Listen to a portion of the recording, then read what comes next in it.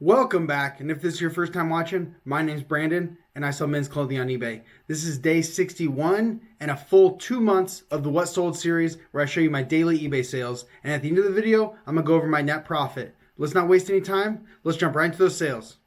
The first sale of the day is this John Varvatos button-up shirt in a men's XL. It did have a floral or a flowery print all over it, which are usually some of the better ones for the button-ups. But this one sold in 7 months for a best offer of just $10 plus shipping. That's because it did have a stain on it. If not, I think it would have sold in the $20 to $25 range.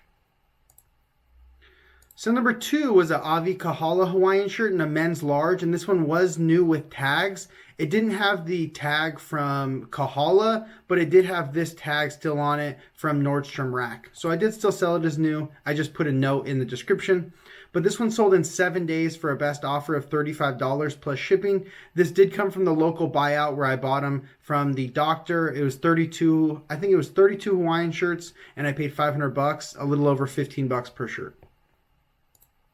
Sale number 3 was a Dixon flannel. This is one of the women's small. It sold in 25 days for a best offer of $45 plus shipping. This did come from the local buyout where I paid an average of $27 per item. So number 4 was a Fabletics polo in a men's medium, and it was new with tags. It took 53 days to sell, and it sold for a best offer of $18 plus shipping.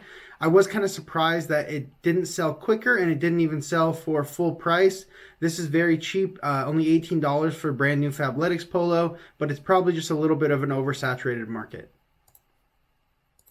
Sale number 5, another John Varvatos button-up. This was also in a men's XL, and it was just a brown plaid. It took 26 days to sell, and it sold for a best offer of $10 plus shipping. The plaid ones are probably, the plaid and the striped ones are some of the worst ones to sell. You want to sell the flower ones or just the more unique ones. These usually sell for the $10 to $15 range. Sale number 6 was a G4 golf polo in a men's large. This one also had a floral print on it, and it sold in 5 days for a best offer of $45 plus shipping. I paid $20 for this at a Goodwill. Sale number 7 was a Nike sweatshirt, and this was like a thermal waffle knit one, and it was in a men's large. It sold in 61 days for full price, $25 plus shipping, and that was with a little flaw on the front of it. Sale number 8, I've sold a few of these in the past week or so. This is an Under Armour Project Rock sleeveless hoodie. This is one of those workout ones. This one sold in 1 day for a best offer of $20 plus shipping. These sell in the $20 to $30 range depending on the size and the logo or the whatever graphics on the front of them. Some of them have a graphic on the front and the back. Those ones sell for a little bit more.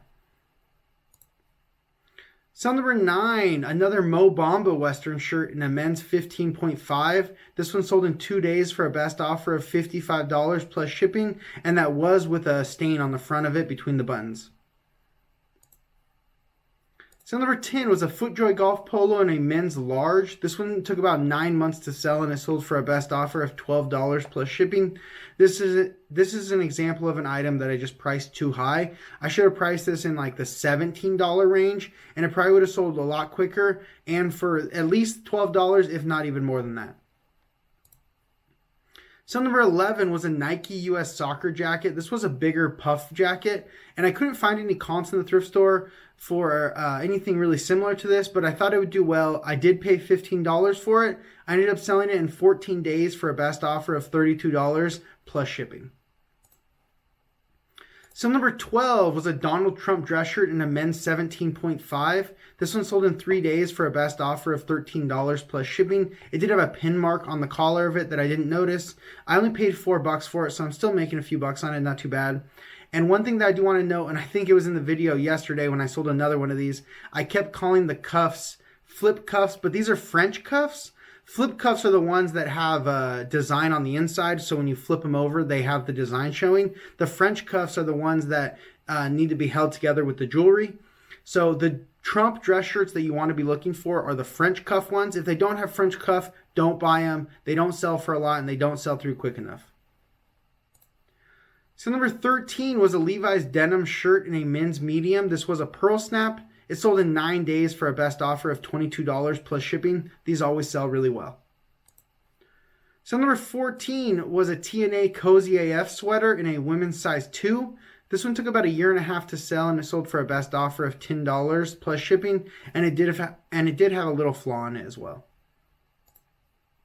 Sale number 15, a David Donahue dress shirt. This one was in a men's size 17.5, so a pretty good size. It sold in 8 days for a best offer of $20 plus shipping. These are at almost every thrift store. They're super easy to find. Most people leave them behind. They sell for like a minimum of $15 and a maximum of maybe like $30. The solid white ones are probably some of the best ones, but even ones with prints on it like this still sell well.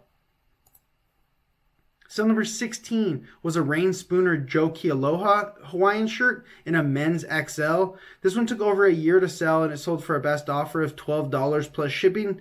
The Joe Key Aloha Rain Spooners are some of the worst ones to sell. They always take a long time. They don't sell for very much. This one also had a flaw in it, so that wasn't helping. And yeah, like I said, it sold for $12, and it took over a year.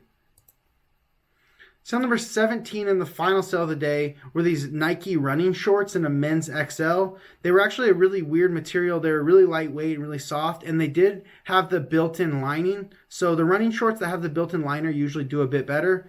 But these ones sold in 9 days for a best offer of $20 plus shipping.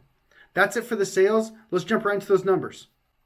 On October 31st, we sold 17 items for a total gross sales of $542.65, giving us an average sale price of $31.92. Just a little bit lower than we need to be, and we're trying to sell 20 items, so we're 3 items short of our goal as well.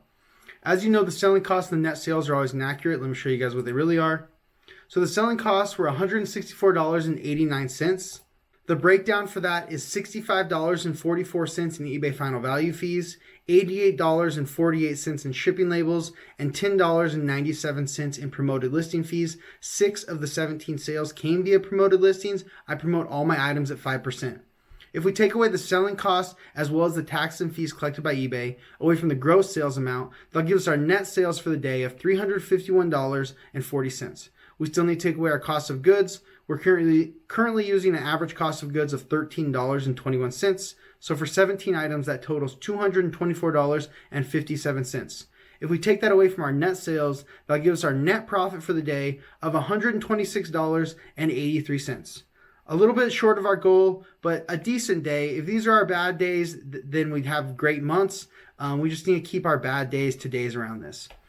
But that's all I have for you guys today. Thank you so much for watching for 2 months of What Sold series. I'm not going to stop, so join me tomorrow for day 62 of the What Sold series. Peace.